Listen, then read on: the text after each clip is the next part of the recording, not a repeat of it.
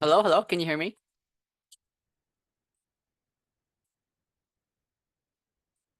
Hi. Hello, can you hear me? Yeah, sorry. Okay, okay. Uh, that's good. That's good. So, uh, anhydrides,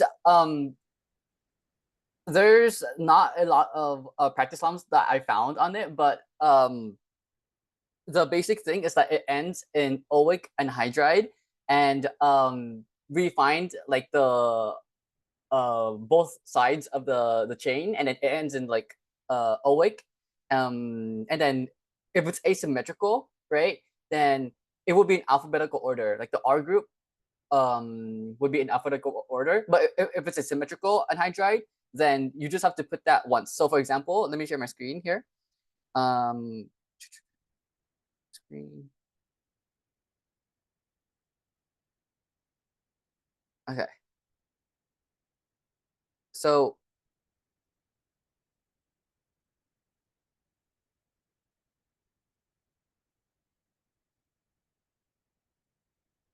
this is a symmetrical anhydride because we see that this R group right here is the same as that R group right there, which is 3 carbons long, right? So the name for this would be propanoic acid, right? If the atom is, I mean, if the R group is 2 carbons long, like this, we don't call that ethanoic acid. I think you can call it ethanoic acid, but the more common way to name this is wait, propanoic anhydride. I mean, propanoic anhydride. Propanoic anhydride, right? Not acid, right? Um, this right here, the common name for this would be acidic anhydride. Acidic anhydride, right? Where the acidic group is going to be this 2 carbon R group right here.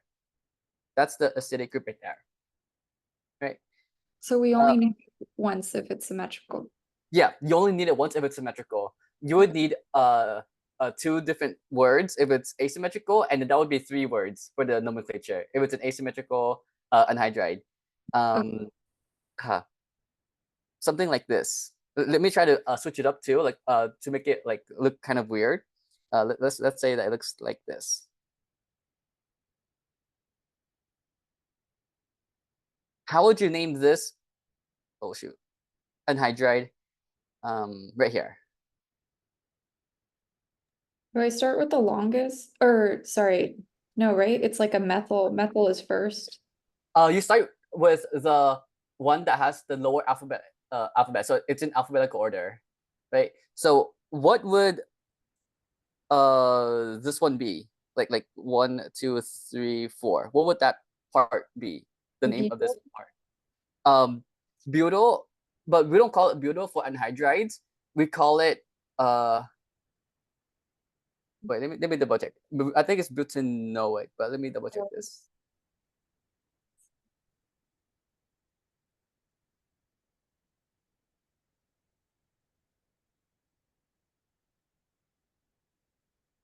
I think both words would end with oic still, but Okay. let me double check.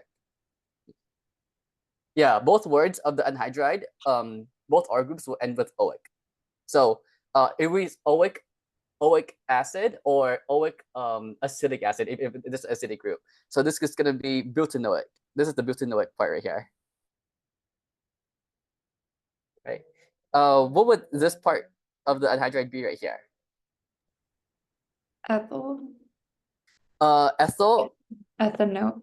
yeah, Ethanoic. ethanoic Anhydride. anhydride. That's right. But the common name for this that you could use as well is acidic. So you could use either or ethanoic or acidic, Okay. right? And then it would like change up the name depending on which one you use because of the alphabet, right?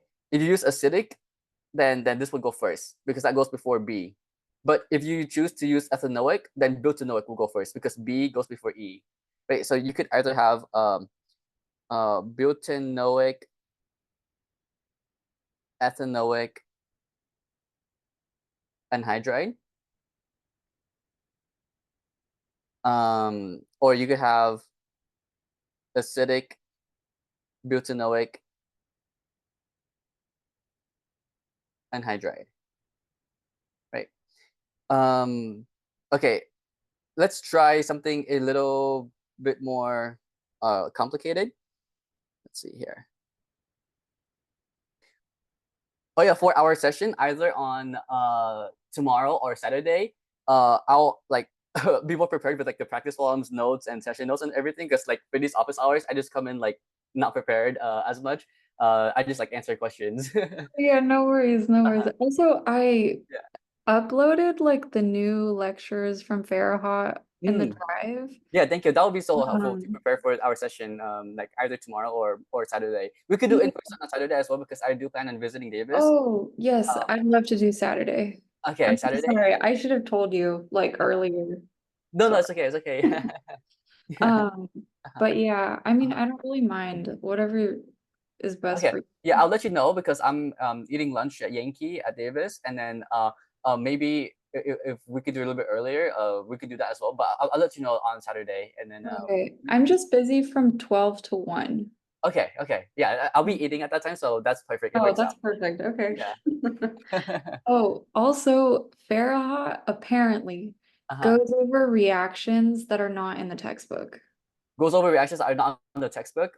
Yeah, they're like Oh shoot, industrial ones. industrial reactions. Does he Lecture. go over that in his lecture slides though? Like, does he write it down? Yes. Okay, that's good. That's good. Okay. I'll include that for our thing Okay. session, but he doesn't allow no card, right? Like Levens Yeah, or nothing. oh no, shoot. So you gotta memorize it, flashcard it out. Okay, let's do this.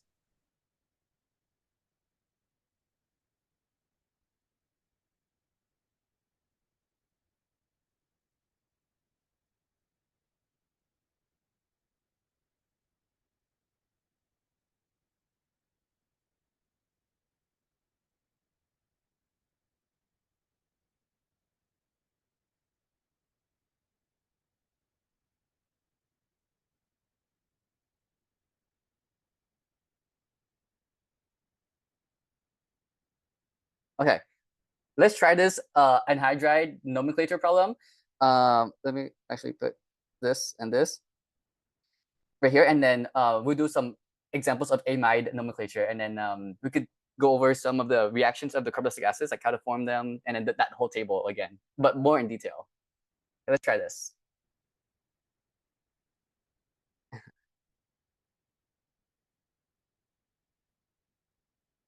Does the right side go first because or Right, so to figure that out, we have to see which one will have the lowest alphabetical order.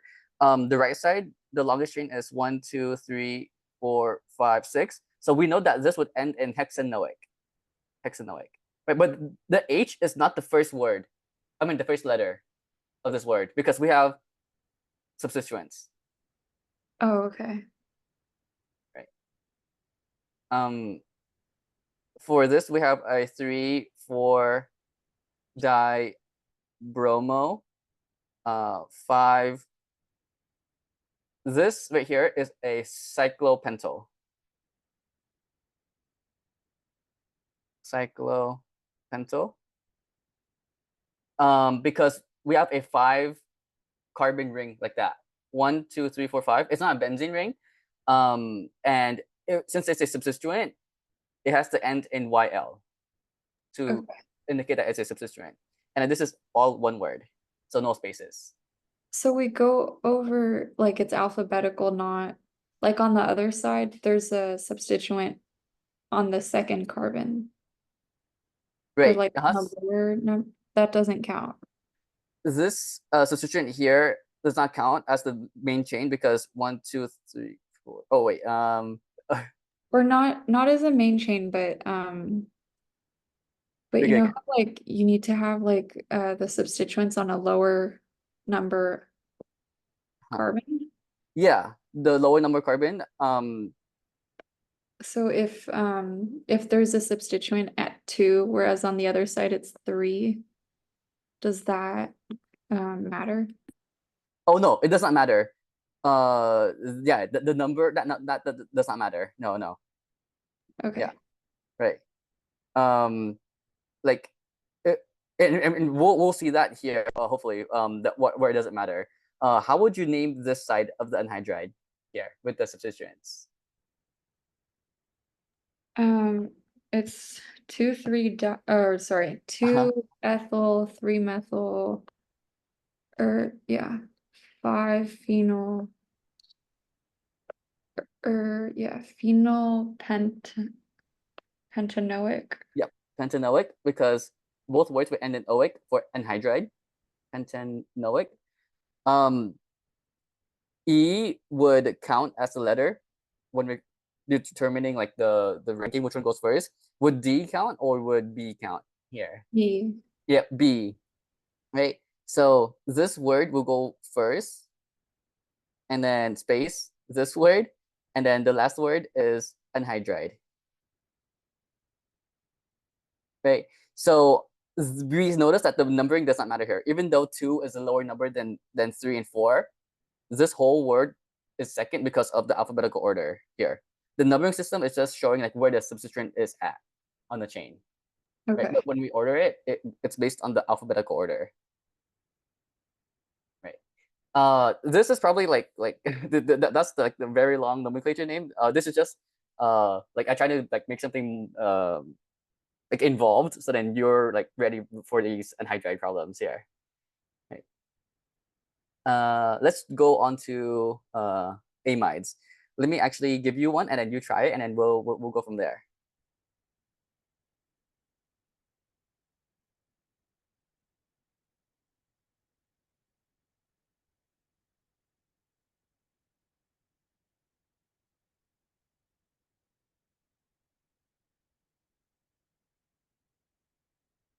Oh shit, no, that would make it not okay. There we go. Let's try naming this one here.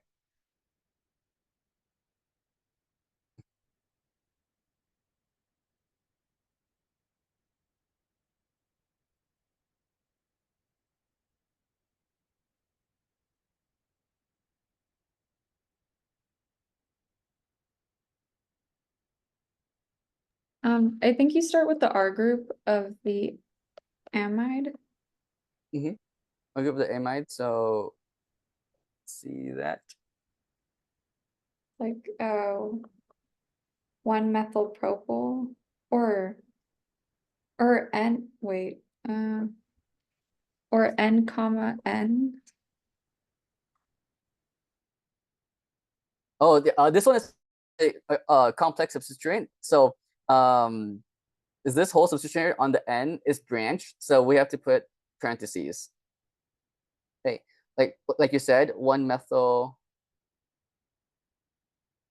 propyl, and then that whole branch complex substituent is on the N. So we put the N right there, like that. Sorry, so you said we put parentheses because it's complex? Yes, because it's a complex substituent. We put parentheses like that. If it's branch a substituent, then you would put parentheses Okay. and like that. Yeah. Mm-hmm. And we also have N-methyl, where we don't put parentheses for the methyl because it's not branched. It's not complex. If it's just a linear chain like methyl, ethyl, propyl, butyl, then you don't need parentheses there. Okay. Right.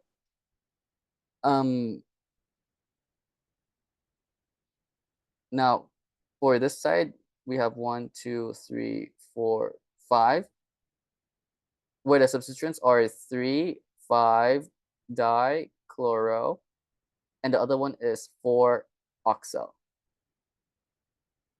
Right. So these are our 4 different substituents here. Right. And then I'm going to underline in green the letters that we're comparing, which is going to be C, O, M, and M. Right there. Right. And then the base name or the suffix name is going to be pentanamide.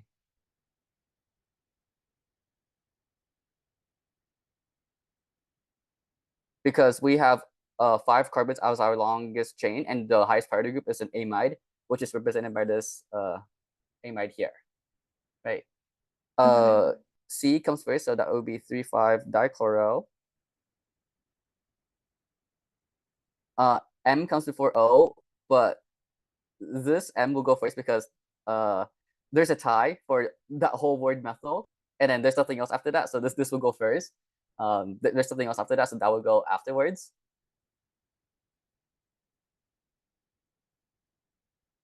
And then dash. Why does the methyl propyl go second?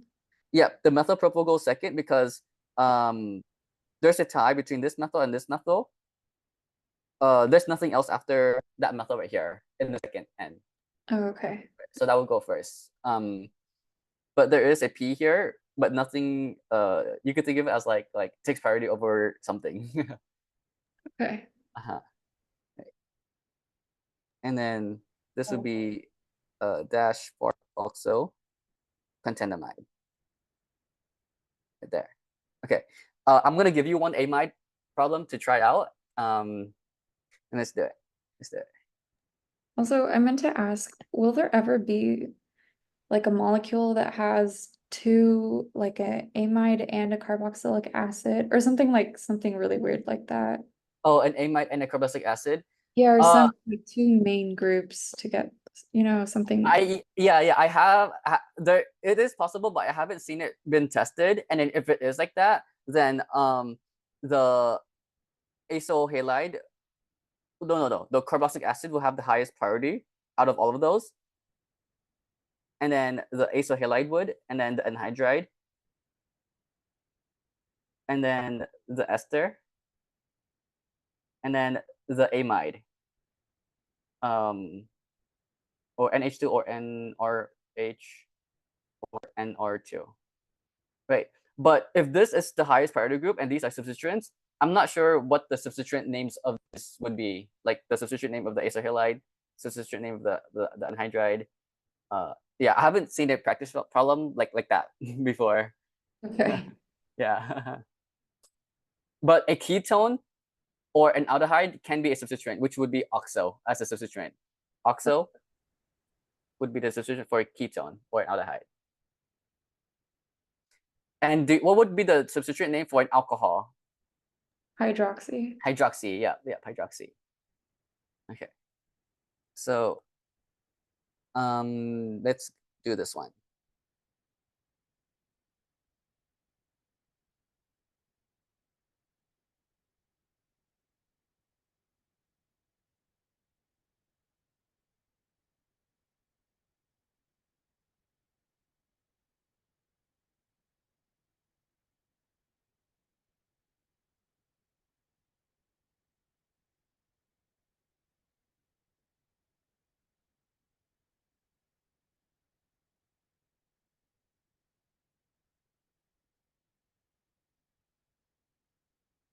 Okay, let's try this one here.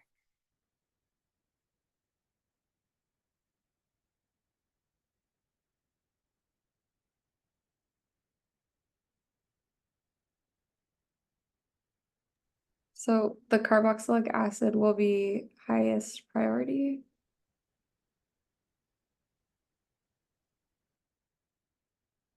Oh, so this molecule here has no All carboxylic right. acid because Yeah, never mind. It's not. It's not far connected. away. Bad. Yeah. Uh-huh. Okay. It's a amide. My bad. Yeah. Okay. Uh-huh. Um. So there's two ethyls. Yes, 2 ethyls. Like, how was it? N or yeah, N di or N Uh-huh. N Uh-huh. di And yep. yeah, diethyl. Uh-huh. Um. That's one of the substituents. That's right. Uh, 2 has hydroxy, 3 Uh-huh. has oxo, 4 has cyclopropyl, and then Yep. it's pentan pen pentan amide. Yep. pentanamide. Let me make it a little bit more different, and this is actually going to be more involved. This is going to include something else as well. Okay. Now, what would the base name be? And don't forget about stereochemistry as well. It's gonna be the octane, but there's a double starting on the 5. Uh-huh. Is So, it oct 5? Can I do that? Oct 5 uh-huh. E. Yep, oct 5 enamide. Okay. Enamide. You could do that, oct 5 enamide, or you could put 5 oct enamide. But this is also acceptable, which is what I prefer to do, where it shows like more clearly and directly where the alkene site's at, which is carbon 5. And it would be enamide now, not anamide. No A, because we have an alkene now. Right. And Okay. what would be the stereochemistry here? Z. Yep, Z. So that's gonna be the very first thing of the name, Z, and then everything else. Now we alphabetize the whole thing, except this thing. This thing is always at the end. This is the suffix. So we alphabetize the substituents here. Yeah. This is the base. So that's gonna be like we're gonna compare E, H. Wait, what? 3, 5. Huh? No. There's nothing like 5 now. Okay. There you go. 5 is the alkene. 5 is the alkene. Okay. So it's gonna be Z N diethyl 2 hydroxy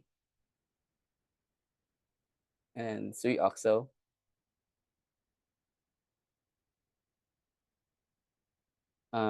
And then the base name, ox 5 enamide. Yeah. Random space.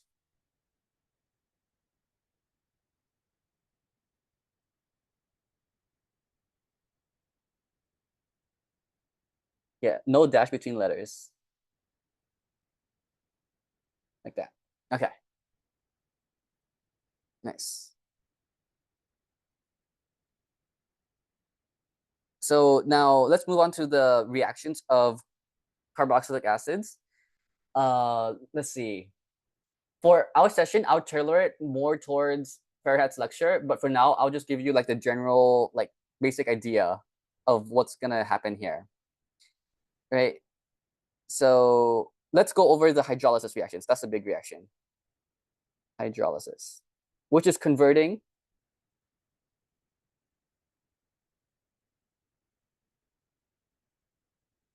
any carboxylic acid derivative to a carboxylic acid, right? Let's start with the acyl halide.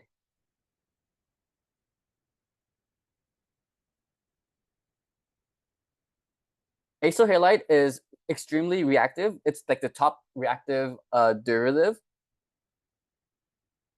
So I'll just give you an example of one. Let's say acyl chloride like that. So since it's the most reactive derivative, it does not need an acid catalyst. It does not need a base catalyst. It does not need heat to go through. It just needs a neutral water molecule to be hydrolyzed.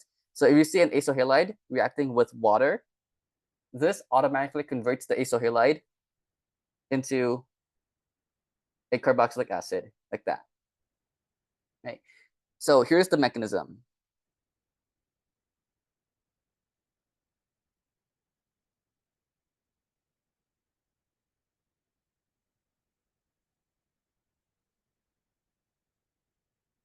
This carbonyl carbonate here is extremely electrophilic because it has a big partial positive charge. It's attached to an extremely electronegative atom, the halogen, making this carbonyl carbon a big partial positive charge, a strong electrophile, right? Which allows this weak nucleophile water to attack the carbonyl carbon. So that's the first step of the mechanism. the water here attacks the carbon and pops the double bond onto the oxygen like that.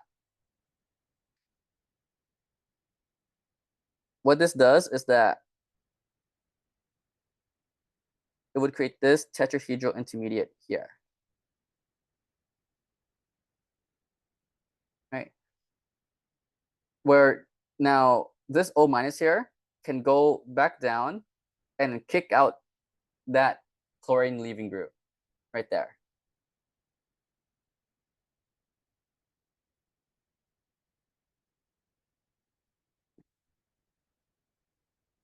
When that happens, we would get this intermediate here.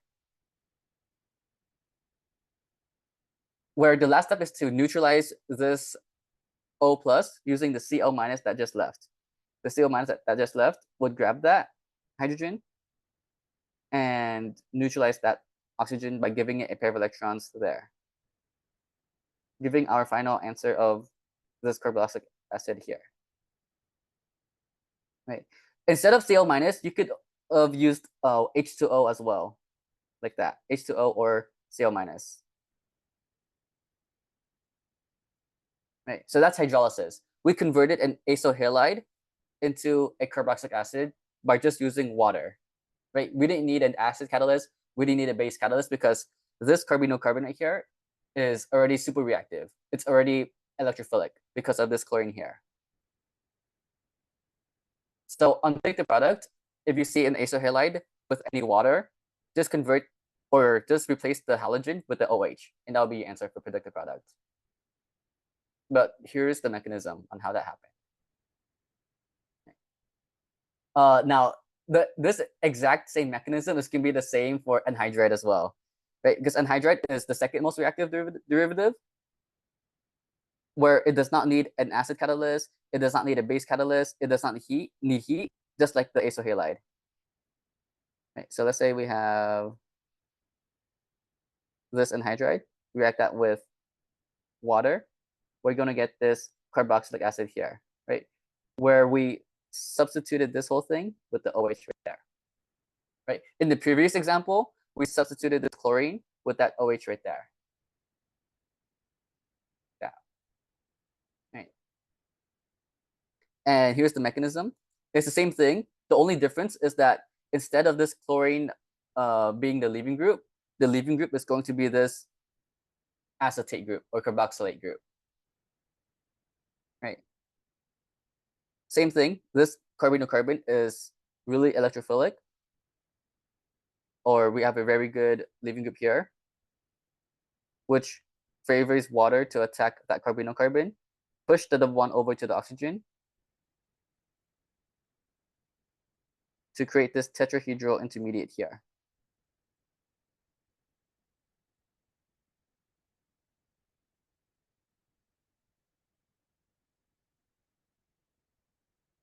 Right. Now, we're going to reform the carbonyl and then kick out this whole leaving group here.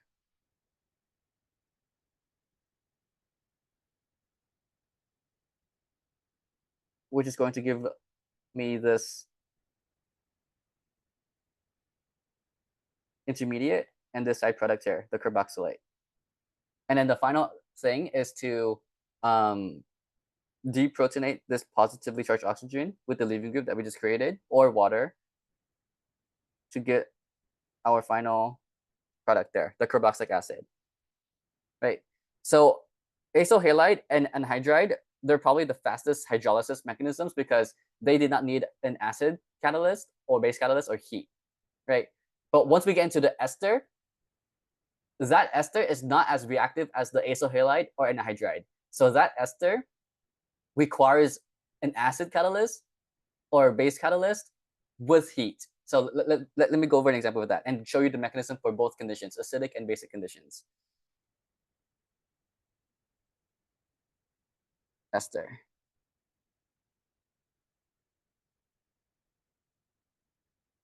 So let's say we have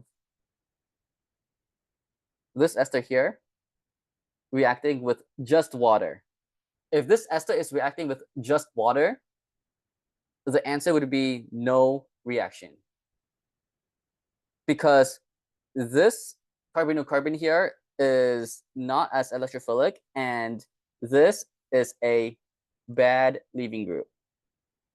In the previous examples, we had very good leaving groups, right? Because when this carboxylate left, it left with a negative charge that is able to do resonance with the carbonyl.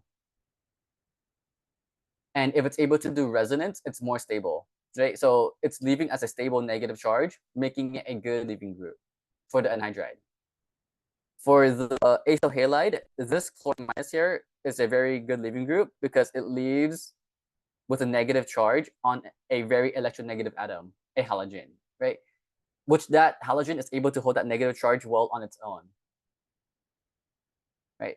But when we move on to the ester example, imagine if the OR group left with a negative charge there. This negative charge on the oxygen here is not stable because there's no resonance able to happen here. This negative charge can't move down there. That's not possible. There's no sp2 atom there. That's an sp3 roadblock. And then oxygen is not as electronegative as halogen, so it's relatively unstable, right? We're making this a bad leaving group. So if you just have water, then no reaction would happen here, right? We have to add extra energy to push the reaction to go through, to hydrolyze this ester into a carboxylic acid, which that extra energy will come from heat and a catalyst in the form of acid or base. So I'm going to show you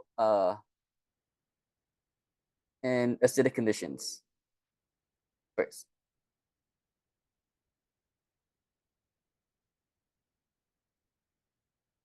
So let's say we have this ester right here, and then we react this with water, acid like H2SO4, and heat, which is this delta symbol or the triangle, right?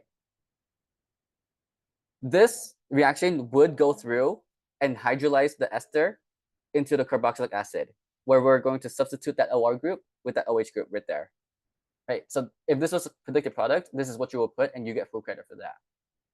But for the mechanism, this is how you can think about it on how that happened. Whenever you have a strong acid like H2SO4 or H3O plus, you always look for the most basic oxygen atom, right? And do you remember what's the most basic oxygen atom of, let's say, a carboxylic acid or an ester? Would it be the carbonyl oxygen? That's the base, or would it be this oxygen here? The carbonyl. Yeah, the carbonyl oxygen, right? Because that allows for more resonance in the conjugate acid. So the strong acid is going around, looking for the strongest base, which is going to be the carbonyl oxygen.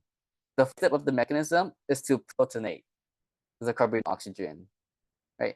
That carbonyl oxygen is going to grab that H, kick out the HSO4 minus to get this intermediate here,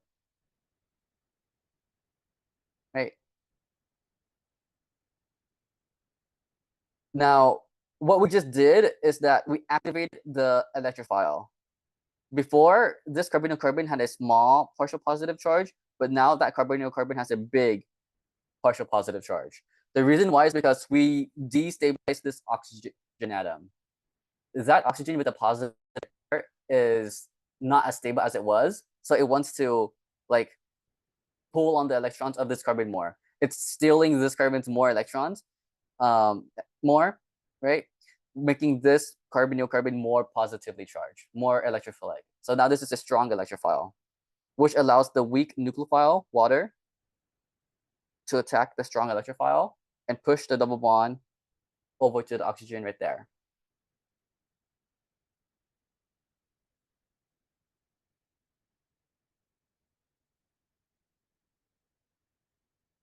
Giving us this intermediate here.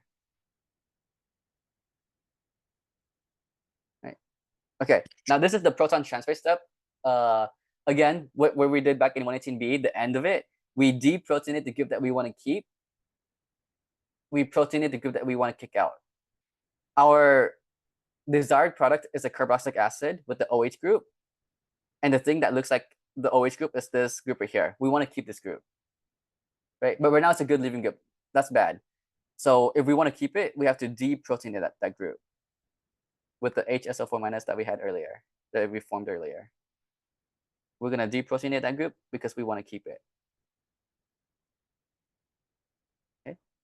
Now, this is a bad leaving group, which is good because we want to keep that group. We don't want this OR group anymore, so we want to kick that out. But right now, it's a bad leaving group. We have to convert it to a good leaving group by protonating it. Right. So this is the proton transfer step here. Deprotonate the group that you want to keep, protonate the group that you want to kick out.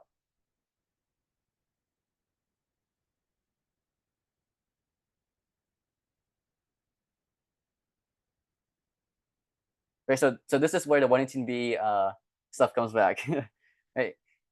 Now, once you have your desired tetrahedral intermediate, right? Like once you have the group that you want to keep in the bad leaving group position and the group that you want to kick out in the good leaving group position, then this is the weird two-step thing here. You are going to reform that carbonyl and then kick out that leaving group that we created earlier. Right? That's the driving force of the leaving group leaving, giving us this tetrahedral intermediate here.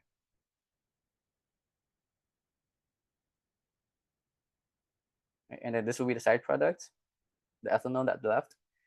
And then the last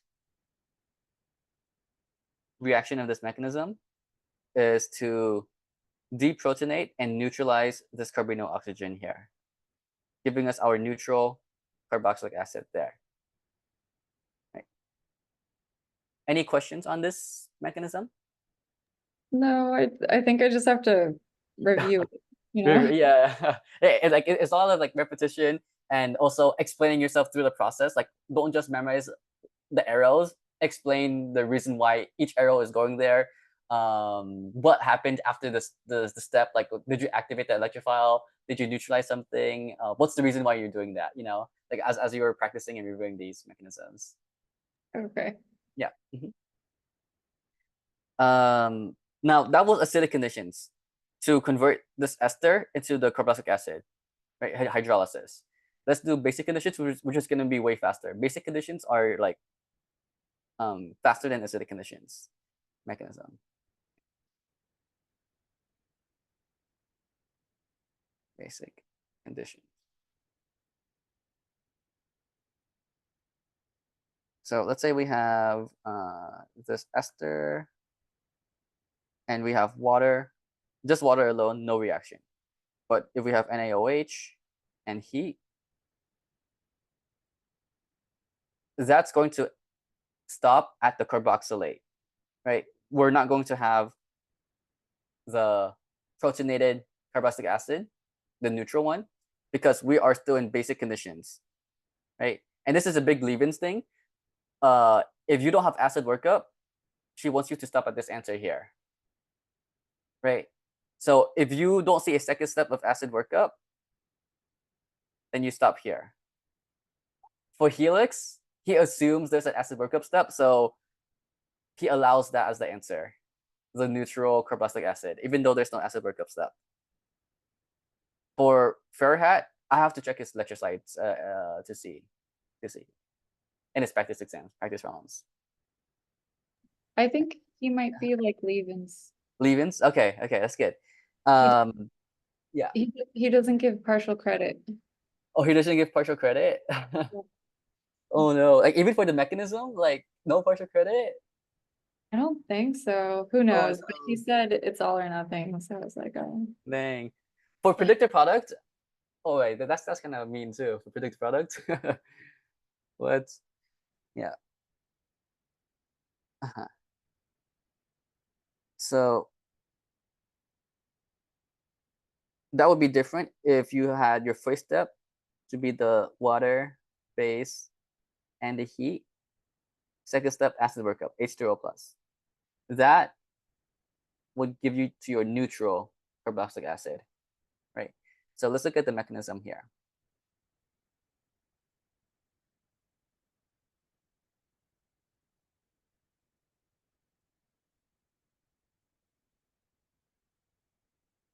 we said earlier that this carbonyl-carbon is a weak electrophile, which it is still a weak electrophile. So weak nucleophiles like water cannot attack it, right? Which is why in the previous case, we had to activate the electrophile to make it a stronger electrophile to allow for this weak nucleophile to attack, right? In the basic conditions case, we have a strong nucleophile, OH minus hydroxide ion, which is just going to attack the carbonyl-carbon right away and push the double bond over to the oxygen like that, giving us this intermediate here, right? And then in this case, we're just going to reform the carbonyl and then kick out that OR minus group, right? Because we have like negative charge solution around in the environment already. So we could just kick that OR minus group out like that, right? And that gives us our final answer already. So, oh, wait, not yet, right? Because this OR minus group that we just kicked out, you can think of it as basic conditions. We're still in basic conditions. So either this OR minus or another OH minus floating around is going to deproteinate this carboxylic acid, right? Because think about the conditions we are in. Think about the solution we are in. We're in basic conditions, which means that there's negative charges around, right? The basic conditions is going to not allow this carboxylic acid to exist in peace, right? It's going to deproteinate that strong acid, right? We're like in a solution that is overwhelmed by negative charges, by bases. So when the base finds that acid, it's going to deproteinate it right away, right? Which is going to give us a carboxylate, which is a deprotonated carboxylic acid like that, right? So if you just see water, base, and heat, no acid workup, final answer is carboxylate, right? But because we have acid workup as a second step, we're going to protonate that carboxylate back into the carboxylic acid like that. Right, so this is the second step of the whole thing. And this is the first step. Okay. So that's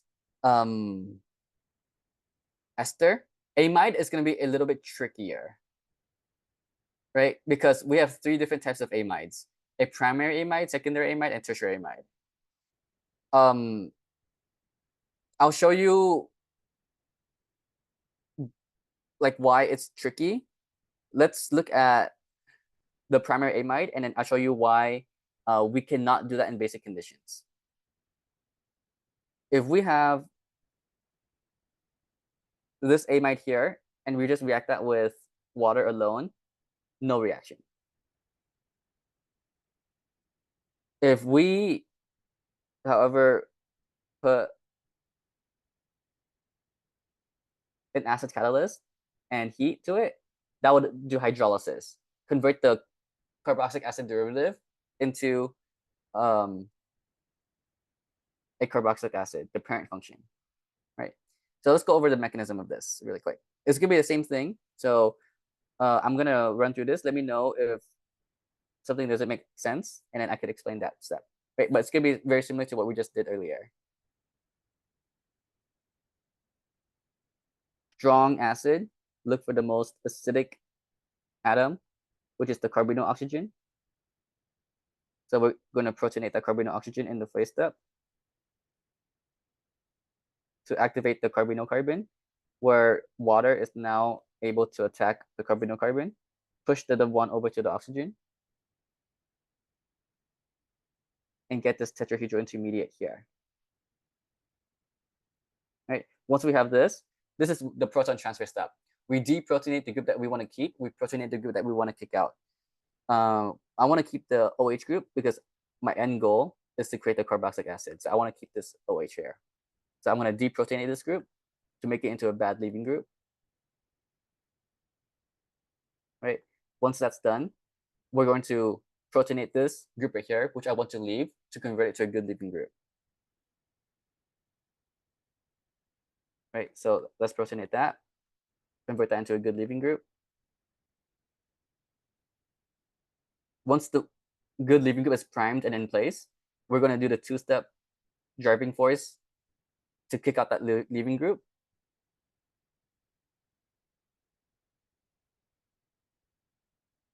Oh, that's not there anymore. OH. Include the side product just in case. Yeah.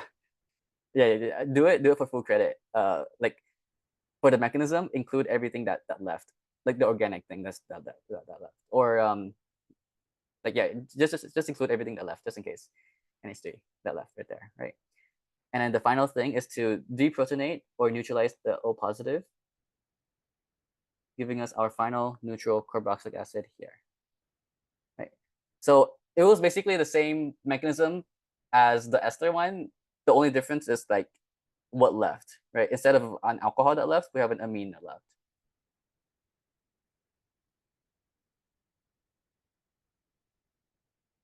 Right. So if you have a primary or secondary amide, that can only happen in acidic conditions, right? Hydrolysis can only happen in acidic conditions. Hydrolysis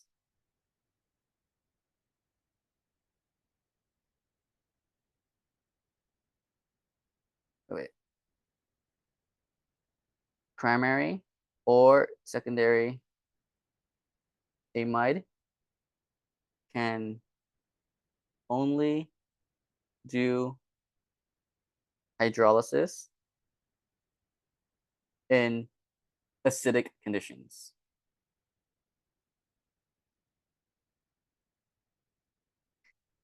Tertiary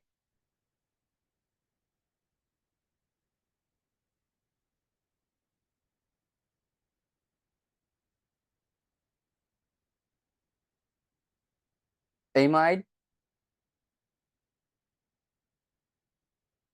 can do hydrolysis in basic conditions. Can do it in both acidic or basic conditions. Acidic or basic conditions.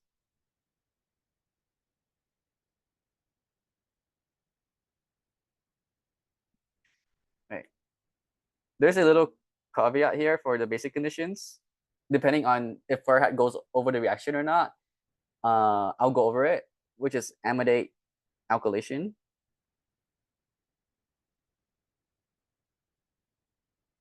But if not, then don't worry about this.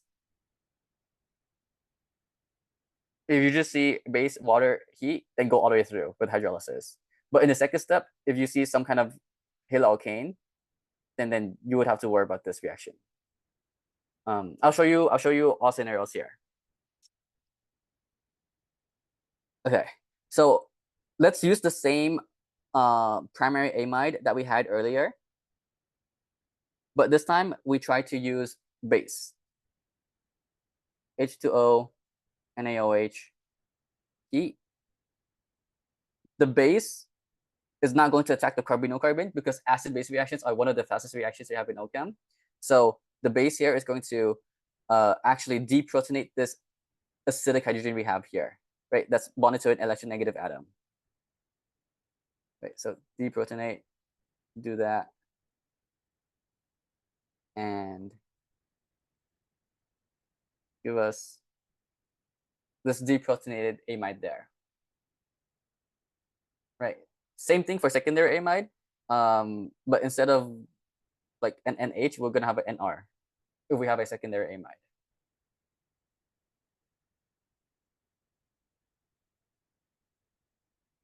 Right.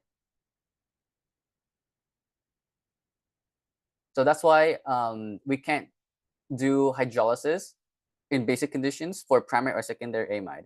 We can only do it in acidic conditions because the basic conditions would deprotonate the amide and stop here. It won't go all the way down to the carboxylic acid, and that's not hydrolysis, right? But now, once we have a tertiary amide with no hydrogens, like this,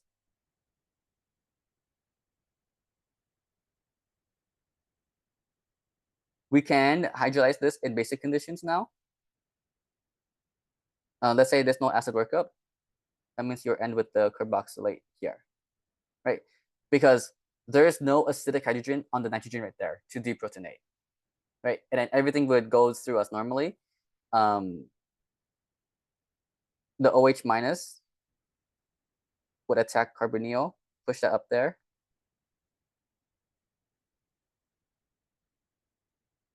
And then two-step kick out the amine. Right.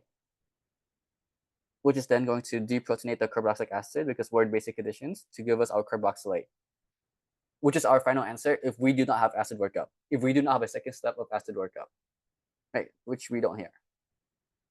So in tertiary amide, it can do hydrolysis in basic conditions because there's no acidic hydrogen on the nitrogen there. Whereas in primary or secondary amide, there is an acidic hydrogen that gets in the way, right? That acidic hydrogen that gets in the way is going to get deprotonated to end here, right? Which is not hydrolysis, because hydrolysis would have to end in the carboxylic acid or its deprotonated version, the carboxylate. Okay. Yep. Let's see. I don't know if I should go over amidate alkylation because I don't know if Fahrenheit went over it. So I'm trying to think what to do here. What to go over next. Hasn't today he finished off on soap, like he was starting reactions, but he had Oh, slides on soap? soap. Yeah. Let me go back to that. We went over that reaction too. That was when we converted an ester to this carboxylate in basic conditions. This is the formation of soap, saponification. So that's that reaction right there. Saponification or ester hydrolysis in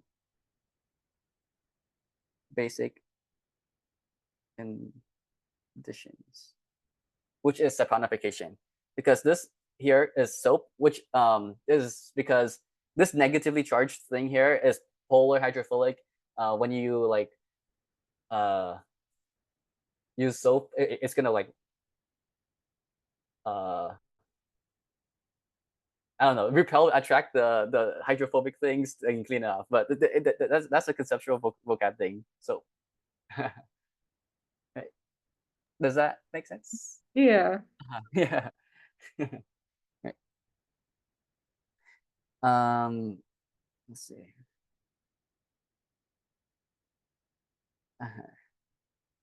Did he go over Fischer esterification or trans esterification? I think he went over, I don't remember about trans, but he did go over Fisher. Fischer esterification. Okay, so that's another thing. There's also nitrile. Like nitrile is a cousin of it, of the derivatives, like this, and we can hydrolyze this into the carboxylic acid as well. Like keep that in mind. Like when you see a nitrile reacting with acid, water, and heat, that would convert into a carboxylic acid like this. And then people have a common mistake of adding an extra carbon or losing.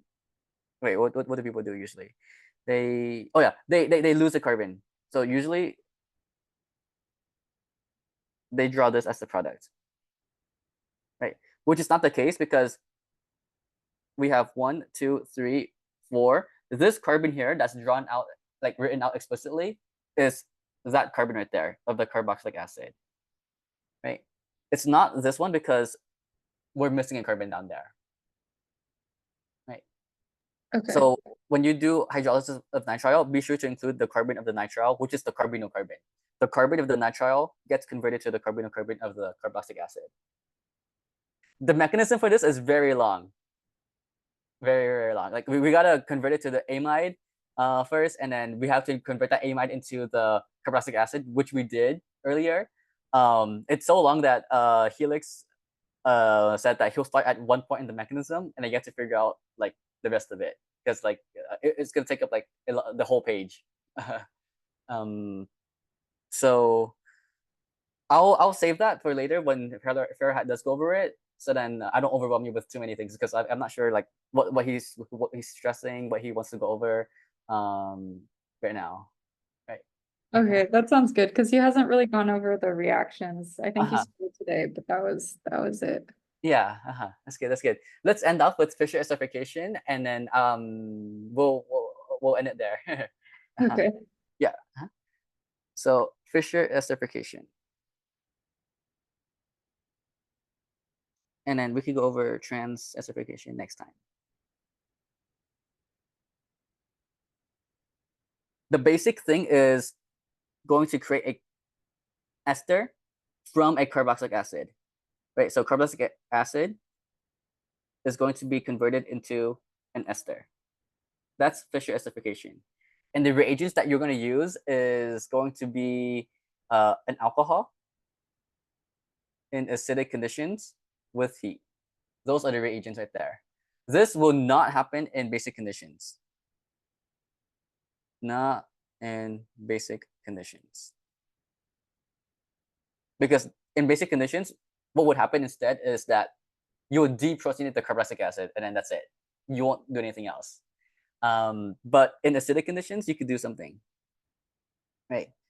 So for example, if we have this carboxylic acid here, and we use, let's say, propanol, 1, 2, 3, alcohol, H2SO4, and heat, we're going to create this ester here, right? Where the OR group of the ester is going to be the OR group of the alcohol that we use right there, right? That's going to substitute that OH of the carboxylic acid. So that's a trick that you could do to predict the product quicker, right? When you see this on predict the product, and you don't want to do the whole mechanism to predict the product, you're going to swap the OH group of the carboxylic acid to the OR group of the alcohol to get this final answer faster. But if you ask for the mechanism, here's the mechanism. It's very similar to what we did earlier. When we have acidic conditions, look for the most basic atom, which is the carbonyl oxygen. We're going to protonate that carbonyl oxygen to activate the electrophile, make the electrophile stronger.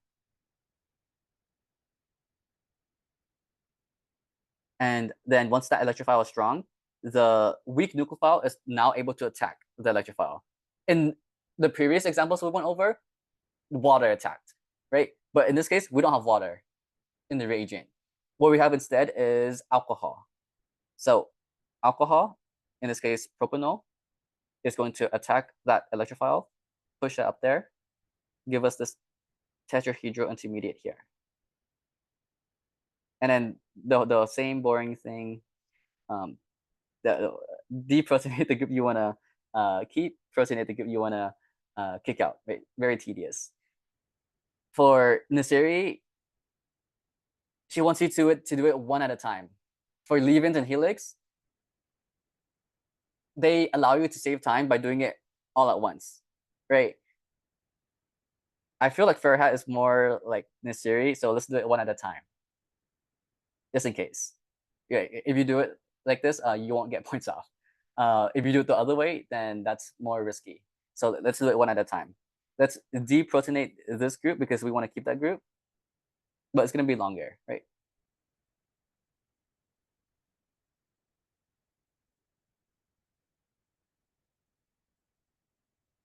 Right, we could turn that into a bad leaving group. Now let's protonate this group because we want to kick that group out. The OH group out because we want to get an ester. We don't want a carboxylic acid. Oh, yeah, OH2 plus. Okay, now this is the two-step driving force where we reform the carbonyl and kick out the good leaving group that we just formed to get this intermediate here. 1, 2, 3. H is still there. Final step is to neutralize and deprotonate the carbonyl oxygen for our final answer. Right. So this is Fisher esterification, where we convert a carboxylic acid into an ester using alcohol, acid, and heat. Right. And the mechanism is very similar to what we've been doing today. Right. With the proton transfer step, deprotonate the group you want to keep, protonate the group you want to kick out. But the first step is to activate the electrophile, activate the carbonyl to allow for the weak nucleophile to attack. Right. So when you practice these mechanisms and predict the products, talk yourself through it. Right. Don't just memorize it. like try to understand what's going on behind the arrows, behind the scenes. Okay. Yeah. Uh-huh. Yeah. Any questions? Any other questions? No, I think I'm good. So I'll see you Saturday. Yeah, Saturday in person. I'll text you, and then we'll meet on campus at the library. Sounds good. Uh-huh. Thank Yeah. you so much. Yeah, no problem, Camila. Bye. Bye. Hello.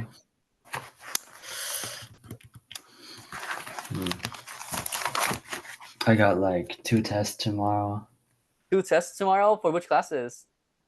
First and second period, Spanish 3 and microbiology honors. Spanish 3 and microbiology honors. Are you prepared for it? Spanish, there's like 76 words, like vocab words, and then microbiology honors is I don't know. Microbiology honors is a different story, huh? It's difficult. It's different, yeah. Yeah. Hey, I have an assignment due tonight at 11:59 p.m. I'm gonna finish that really quickly right now while I'm in call with you. That's good. Uh-huh. And drink some water really quick.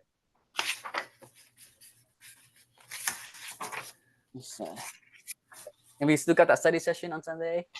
Yep.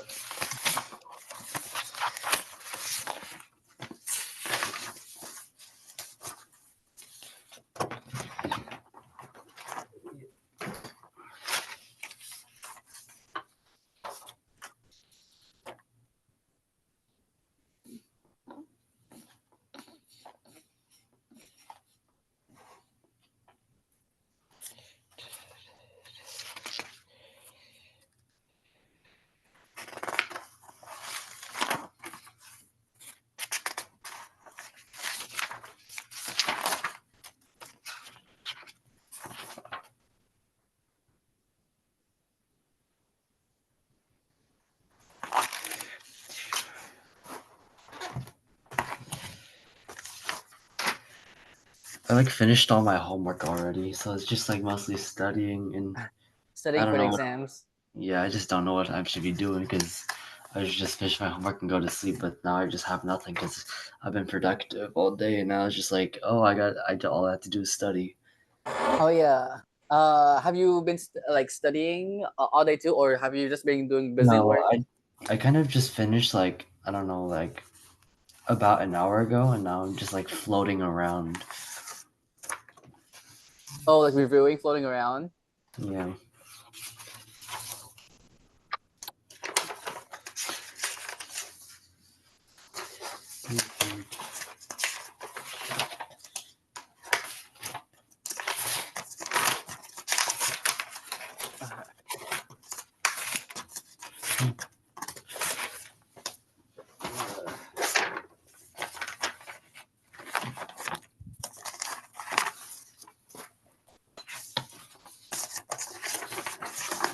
What time did you wake up? You know what? Like, oh wait, you're studying microbiology also. Yeah, I am. I am. You guys studying cell morphology? Some morphology? Not yet. We just started the quarter. I don't think we're there yet. Uh, Yeah. Is that what you tested on tomorrow? it's basically. Mm-hmm. See. And then we're doing like staining. And not staining actually, it's not for the test. It's mostly just like what we learned. It's fine. And would they give you like microscopic pictures of the staining, and then you have to like identify them and Identify the shape, let's see, arrangements, margins, elevations, forms, yep. Mhm. You got you we got what's it called? Not smears.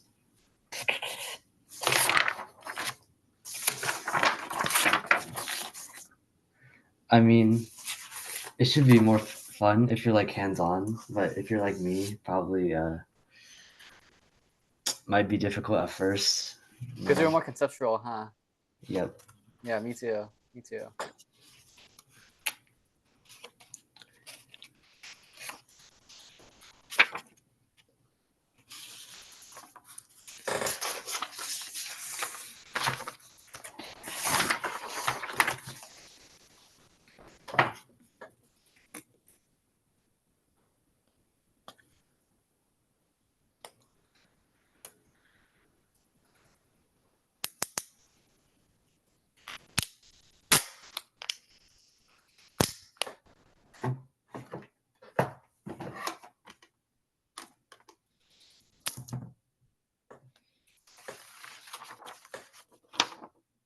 What time did you wake up today? I always wake up around 7 o'clock.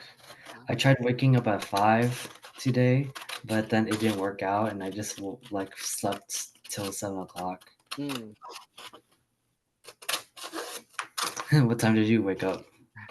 4:30 a.m. Hmm. Yeah. And then showered, brush my teeth, showered, ate, drove to campus 30 minutes, and then trained, worked out 6 to 7. And then my 7:30 to 8:30 a.m. class got canceled, so I had nothing to do until like 8:30. So I went to the nap room just to take a quick nap. There's a nap room in college. Yeah. Yeah, it's like a black hole, a lot of big bean bags, couches, blankets, pillows, and then new ones. And then once you use them, then you put them in the bin, and then they wash it for next time. Damn. Like I knock out like very fast in there. It's very good. I like it. I mean, it's interesting because like even in like kindergarten, they didn't have a nap room. I know. But they had a scheduled nap session, right, during class, or was that preschool? Scheduled? Wait, what? Like there was like some time of the day where they scheduled nap time for like preschool. No, that never happened. Oh, really? Hmm. Dang. I mean, it'd just be funny because like I don't think they would be paying the school to let like them sleep. So like we're just like awake most of the time. I wasn't really tired as a kid though. That's good. It's different now. I just want to fall asleep right now, but I have like 2 hours till I go to sleep. Yeah, I know. And School changed everything. Mhm.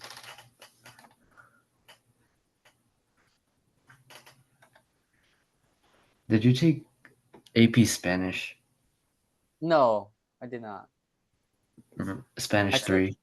No, I didn't take Spanish as a language for my high school. I took Vietnamese as a language for 3 years. They do not have that for us. Oh, shoot. Do you speak You any other languages besides English or Spanish? uh, I don't have the time to learn it, but right now I'm learning Korean. Oh, Duolingo? I'm learning how to greet people and stuff like that. Ah, shoot. I mean, I'm on like unit 3 after like what, 9 months Uh-huh. because I've just been doing one lesson every day. Yeah, it's still consistent. Yep. That's good. Do you watch uh K-drama? Sometimes, but now I just like I don't feel like watching K dramas anymore. Yeah. I'm waiting for Just- Squid Game season 2 to come out, like December 26th. Mm. I'm only waiting for Arcane to come out. Oh, Arcane. Yeah. When is that coming out again? What? What day is it coming out again? Probably a lot sooner than Squid Games. Yeah, I see. I also heard that like someone pirated it and then like posted it on like Twitter or something like that. Oh my god. It's just like free. Watch Arcane for like right now, and it's just like terrible quality with like some copyright on like over it, and you're just like yeah, yeah. It's you. Wait, the new one or the first season? The second season. Oh, the second season? Oh, what? Yeah, it got leaked, and a bunch of other shows got leaked from Netflix.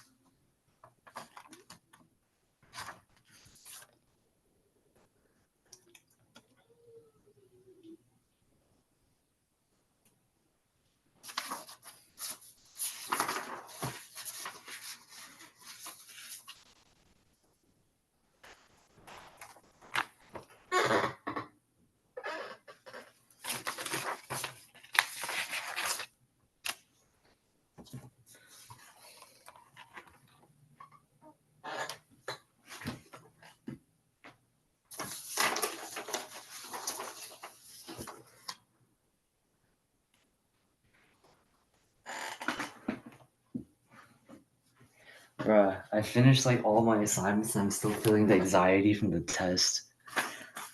Oh my god. Like, what am I supposed to do, bruh? I'm studying right now. Why do I still feel scared?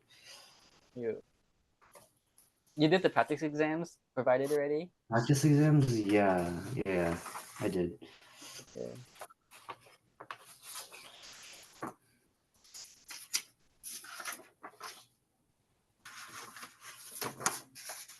I know. What time is it? What time is the exam tomorrow? Not like the time, but just like you get like 10 minutes to like review when you come into class, and then you just like take it right there. There's some people who like decide to just be late or like just miss class just so they could have extra days, but they're just stalling.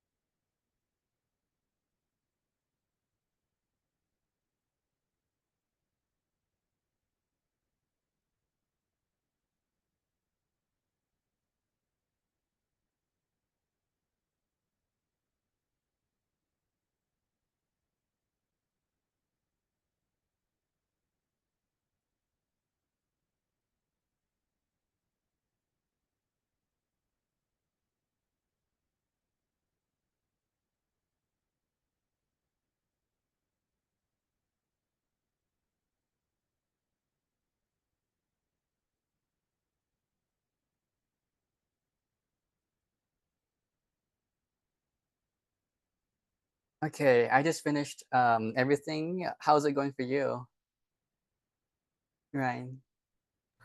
Uh, I'm so tired, but I'm literally thinking like, how long is this thing gonna like take? Cause like, there's like a notebook check, right? Yeah. It's worth like 1 point in the grade book, but then like there's a test that's like worth like 50 points in the grade book.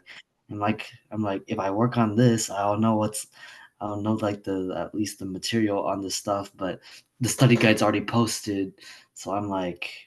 Uh-huh. And like this is like worth 1 point in the grade book versus like 50, so it's like Oh, so you're trying to decide whether or not to do the notebook or the study guide? yeah. And it's like it should be obvious, but it's just like hmm. Can you try to do both? Like do the notebook, like do the study guide, and then try to answer the study guide using your notebook? It's already over. They already posted the answers to the study guide, so I could like use the answers and just from what I learned, and then like just like correct myself. So like it's like kind of like not really worth it to like use do my my notebook, but like they do notebook checks like every time we have a test, and it's just like what am I gonna do? It's How long like would it take you to finish the notebook? the same amount of time it would take for me to study for my test. So it's like, oh shoot, there's no in between kind of thing. It's Oh, either it's like worth 1 point in the grade book. It's like if I don't do it, it'll like cost me like 1%. oh shoot. Yeah. Every single point like does count, but do you think you could afford losing that 1 point to study the Yeah, study I guide? could probably can. Yeah. Okay, okay. That's good. Yeah. So I would probably just do the study guide. Um, don't just look at the answer. Try answering it by yourself. Yeah. And then check your answers after that. hmm And the ones that you missed, go back to your notes or notebook to review that, and even star the ones that you're unsure with. But then when if you guessed and you still got it right, like still review those as well. hmm I asked my teacher the same thing, and also I came after school today just to like do like gram staining and like everything and simple staining. Oh, like the positive negative thing. Yeah, positive, negative stains. Yeah. Yeah, yeah, we're learning about that too. You gotta teach me, Ryan. Yeah. Yeah, you gotta tutor me. Yeah, free tutoring. Yeah. I could actually just give you a document, you know? Okay. I'm going to go head to sleep now. Wake up early tomorrow, and then I'll see you this Sunday. Um, let's say, do you want to do a 3 hour session, like 3 to 6 p.m., or um do you want to do 2 to 6 p.m.? Hmm. I feel like it would be more rewarding, like to have short, like have it be short and then just like, oh, it's over already, and then and then we just like, and then we just see each other on Monday kind of thing. Yeah, right, right. So 3 to 6 p.m., and then the just the hangout talking session 9 to 10 p.m., and then resume office hours Monday to Thursday. Yeah, so we can like have energy to do stuff after like that study session. Not like Yeah, yeah. yeah, that's good. That's good. Okay, so 3 to 6 p.m. on Sunday. I'll make a an event on school so then you can access that link as well. hmm Okay. All Yeah. right. Good luck Any on your test. final words of encouragement or motivation? Yeah. Final words. Trust yourself. Take a deep breath. Uh, don't try to second guess yourself. Like whatever comes to mind, um, that's usually the correct answer. Um, if you're missing, like if you're like forgetting or stuck on one problem, for more than like let's say 30 seconds or 15 seconds, skip that problem. Move on to the ones that you know how to do correctly first. And then that will save you a lot of time on the test. And like as you go over those problems, it might come back to you. Like the question that you were stuck on.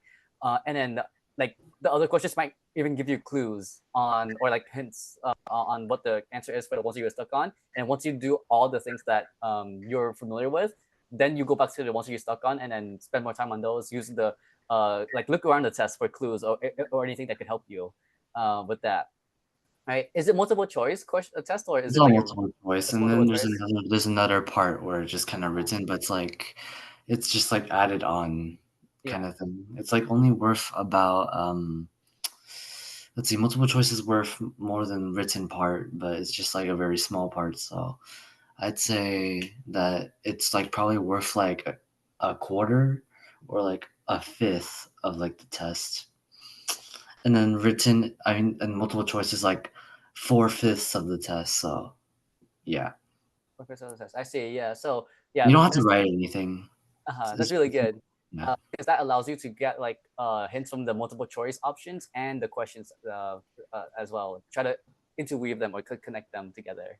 You know. Hmm. Um, will you have any more tests after this one for the semester? Huh? Oh, Uh, next week there's finals. next week's finals. I see. Okay. Okay.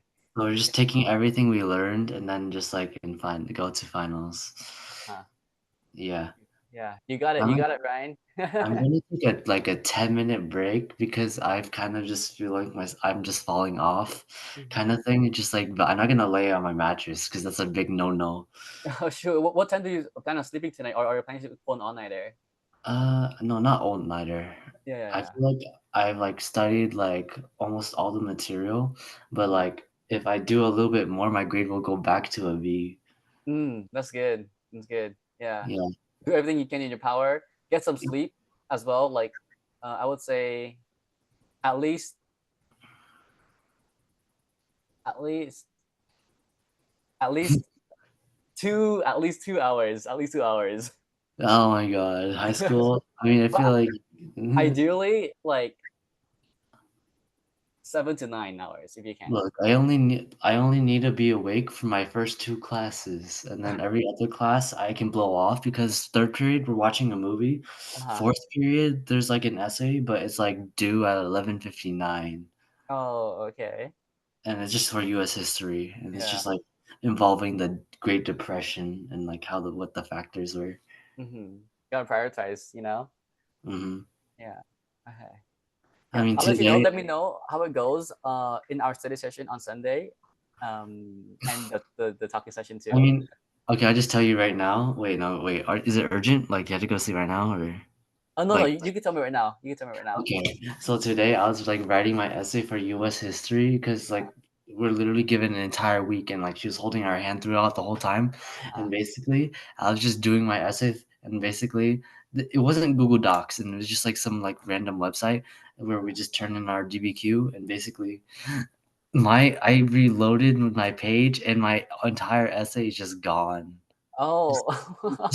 It's my thesis and my first body paragraph. It's just like, oh my god, I spent like an hour working on this. Oh my It's, God.